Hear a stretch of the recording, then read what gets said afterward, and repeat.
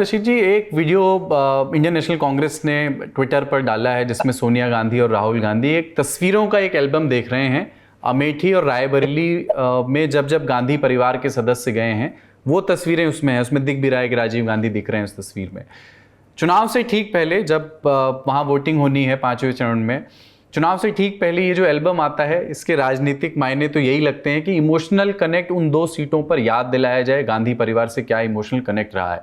थोड़ा सा इसको समझाएं और इसके इतिहास को थोड़ा सा बताएं, और अगर आपकी मेमोरी में भी याद आता हो कोई किस्सा, आपका कोई ऐसा तजुर्बा रहा हो जब आपने गांधी परिवार को अमेठी रायबरेली में लोगों से कम्युनिकेट करते हुए देखा हो, इससे पिछले वाली जनरेशन को भी। जी देखिए कुलदीप, जब ये अमेठी रायबरेली की बात आती है तो नेहरू गांधी परिवार के उनके बड़े लंबा उनका एक रिश्ता है। खट्टे मीठे अनुभव है, मीठे ज्यादा है, खट्टे कम है। लेकिन खट्टे में इसलिए कहूँ क्योंकि वहां से संजय गांधी भी एक बार चुनाव हारे, इंदिरा गांधी भी चुनाव हारी, तो तमाम बातें एक लंबा सिलसिला है। ये वीडियो का जो मुझे लगता है एक राजनीतिक पहलू है, बताने के लिए, दर्शाने के लिए, क्योंकि बार बार भाजपा ने, नरेंद्र मोदी जी ने, स्मृति ईरानी ने, तमाम भाजपा के लोगों ने बार बार ये कहा है कि जैसे राहुल गांधी ने अमेठी छोड़ दिया, अमेठी त्याग दिया, अमेठी से उनके भावनात्मक रिश्ते खत्म हो गए, डर गए, तो मेरे ख्याल से उसका एक काउंटर नैरेटिव है।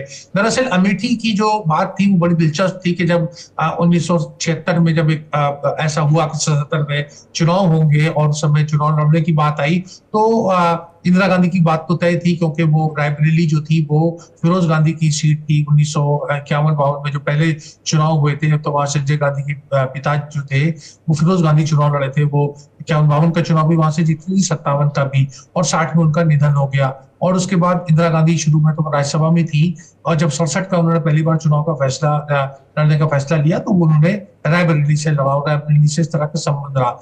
अमेठी की कहानी थोड़ी दिलचस्प थी, तरह तरह की बातें हैं। वहां के जो राजा, मतलब जो संजय सिंह के पिताजी थे, वो कहते हैं कि वो गए थे संजय गांधी के पास में और उन्होंने संजय गांधी से आग्रह किया कि आप यहाँ आइए, अमेठी में चुनाव लड़िए और मैं आपको जो है ये चुनाव जिताऊंगा।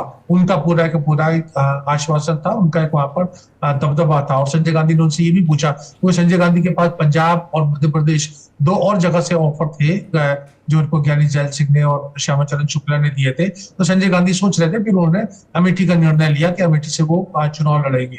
अमेठी में एक बार चुनाव में एक बड़ी दिलचस्प घटना ये हुई कि 77 के चुनाव में ही संजय गांधी थे, उन्होंने एक तरीके से दिलीप कुमार को तलब किया। और दिलीप कुमार जो जिनका बड़ा एक्टर, क्या आप आइए हमारे लिए प्रचार करिए, और दिलीप कुमार के पास ना कहने की गुंजाइश नहीं थी। दिलीप कुमार आए, और जब वो आए, लेकिन वो मुझे याद है कि वो 7 मार्च 1977 को पहुंच गए। तो फुर्सतगंज जब एयरपोर्ट पे पहुंचे तो वहां उन्हें कोई मिला नहीं, कोई ना रिसीव करने वाला, ना गाड़ी, ना घोड़ा, ना कुछ। अब वो बेचारे बड़े परेशान हुए। फिर उसके बाद बाहर निकले और सोचे दिलीप कुमार जैसा आदमी, और उसके बाद वो एक बस में बैठ करके गए और वहां पर जाके उन्हें कांग्रेस का कार्यालय पहुंचे, जिले के कार्यालय में। वहां भी कोई नहीं, किसी ने उनको ठीक से पहचाना भी नहीं। जब उन्होंने अपना परिचय दिया, उनका नहीं, आपको तो कल आना था 8 मार्च को, एक दिन पहले आ गए। और फिर उसके बाद उनसे शाम को उनको एक सभा में ले जाया गया, लेकिन सभा में लोगों को पता नहीं था कि दिलीप कुमार आ रहे हैं, तो बहुत कम लोग थे। तो दिलीप कुमार ने अपनी किताब में भी उसका उल्लेख किया है। मैंने अपने एक रिपोर्टर की हैसियत से मैंने देखा कि जब राजीव गांधी चुनाव लड़े थे 1989 का और 1991 का, जिसके उसके बीच में उनका निधन हो गया, तो सोनिया गांधी उनका प्रचार करती थी। और वो बड़ा जो ग्रामीण क्षेत्र में बड़ा लोगों को उत्सुकता होती थी, तो वो जाके कहती थी कि एक शब्द बोलती थी कि पति जी को वोट दीजिए, पति जी को वोट दीजिए। तो उन्हें लगता था कि सोनिया गांधी एक उस समय ज्यादा इस चीज का वो था, लोगों को लगता था कि विदेशी मुल्क की एक महिला आ रही है और हमसे वो हिंदी में वोट मांग रही है और कह रही है पति जी को वोट दीजिए। और इसी तरीके से कुछ उनको खाने पीने का गुड़ और कुछ इस तरह की शक्कर वगैरह ऑफर की जाती थी, जो सोनिया गांधी खा लेती थी, बच्चों को गोद में लेती थी, इस तरह की चीजें करती थी। तो राजीव गांधी की कामयाबी के पीछे जो था वो सोनिया गांधी का बड़ा रोल था, और उस समय भी वो काफी सक्रिय थी। खट्टी मीठी बात मैंने कही थी, तो चलते चलते उसका भी जिक्र करता जाऊं कि जब 1977 में चुनाव हुआ रायबरेली का, और इंदिरा गांधी के सामने राजनारायण जो थे रायबरेली के थे नहीं, आए, और जैसे लहर होती है, लहर में वो चुनाव जीत गए। इंदिरा गांधी को उन्होंने हरा दिया। तो जब हार गए तो उसकी जो इंदिरा गांधी हार गई तो उसके जब केंद्र में जनता पार्टी की सरकार बन गई और राजनारायण देश के जो थे स्वास्थ्य मंत्री बने, हेल्थ मिनिस्टर, और उसके बाद वो रायबरेली गए धन्यवाद देने। अब धन्यवाद स्पीच का उससे सुनिए, वो बड़ा दिलचस्प है।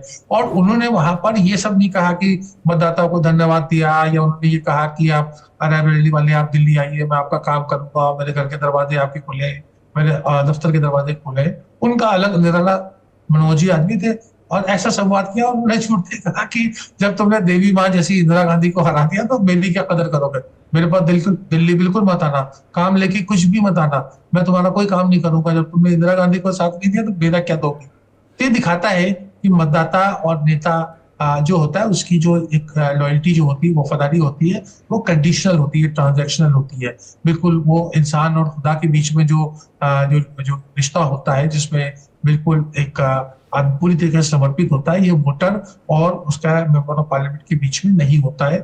और इसलिए मैं राजेंद्र नारायण की कदर भी करता हूँ कि राजेंद्र नारायण ने इस चीज को बहुत जल्दी समझ लिया और उसका एक जिक्र भी किया था।